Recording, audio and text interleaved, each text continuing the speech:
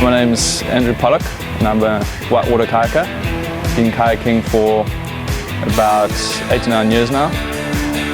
Started paddling in East London, predominantly in the surf, and from there I've moved on to paddling in rivers and doing a bit of travelling and a bit of exploring. A while ago I had a trip up to Southeast Asia with a bunch of my good mates. We spent a few months up there travelling around to a couple of countries, doing some exploring. Southeast Asia has a lot of good whitewater to offer, but it's quite an unknown spot as far as paddling goes. There's not a lot of local paddlers, so a lot of the stuff you're just exploring, you know. It's stuff you don't know what's around the next corner. You have an idea of what the river's going to be like, but you never really know what's coming up next, and that's what a lot of us find so exciting about this sort of paddling, is that it's quite an exploration thing. It's always what could be around the corner. Could be a nice waterfall, or are we going to have to, it's an unrunnable rapid, we have to hike our boats around this canyon, or it's just that unknown factor that really draws a lot of guys in, because it's always new and exciting, and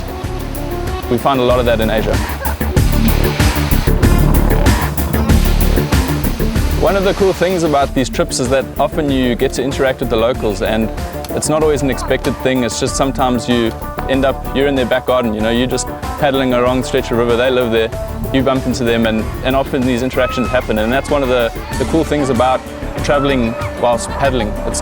You're not a tourist. You end up going to places where hardly anyone else goes.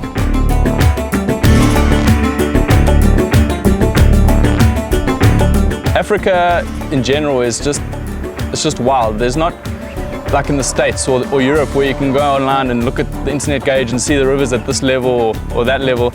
In Africa, you just got to drive there and have a look. I mean, you've got to hope for the best a lot of the time. I was recently on a trip to Swaziland. We were up there with a bunch of local South African guys, and we were staying with Shane Raw, who's a renowned Swazi local and one of the top paddlers in Southern Africa. And we were testing one of Fluid's new boats, and that's what I end up doing a lot, is testing.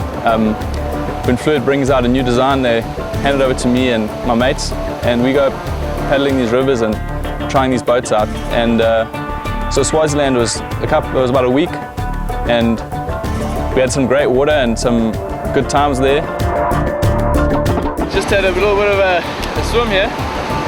Came into the leading part of the rapid. I was a little bit too far to the left and got caught in a little ledge hole. Just wasn't coming out of it, so ended up having to swim out of it and straight down the next one, which is pretty frightening, to be honest. And that's what happens with kayaking. You don't always get it right, and when you get it wrong, it's not the most fun.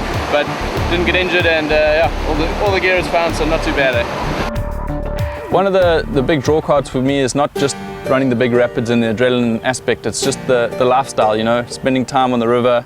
You're out there camping with your mates, you take everything in the boat with you, and you're just out in awesome places that a lot of people don't get to. And for me, that's worth it just on its own. One of the cool things about the Philippines was these little trucks they have, and it was just a cool way of getting around. It's quite a unique thing, and we found it quite cool. Strap our kayak on the roof, and we could pay the guy a couple bucks and he'd take us around to the next spot on the river. And it's just a unique and interesting way of traveling around. It's something cool about traveling. You get to see all these different ways of people getting around and how they live their lives.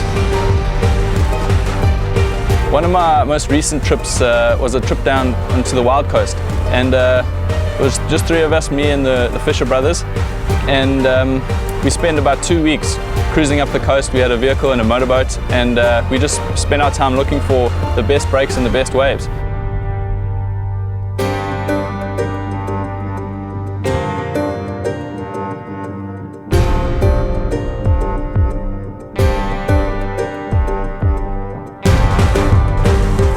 We had some pretty epic swell come through and some rather massive waves, certainly the biggest I've ever paddled, and it was a huge challenge and quite terrifying at times, but it was amazing to be able to surf a wave that size in the kayak. I don't think it's been done too many times before that, but Steve and I had a great time out there, terrified out of our wits, but we managed to catch some big ones and come home with a smile.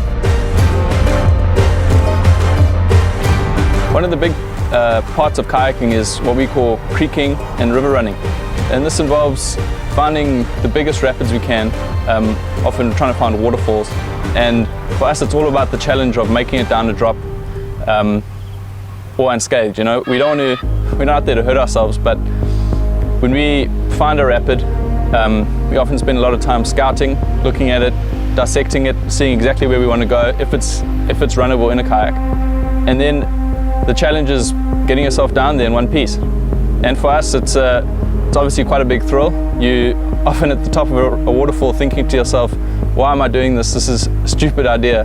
But when you're at the bottom and you've made it and you look back at that drop and you know you styled it, there's not a better feeling in the world.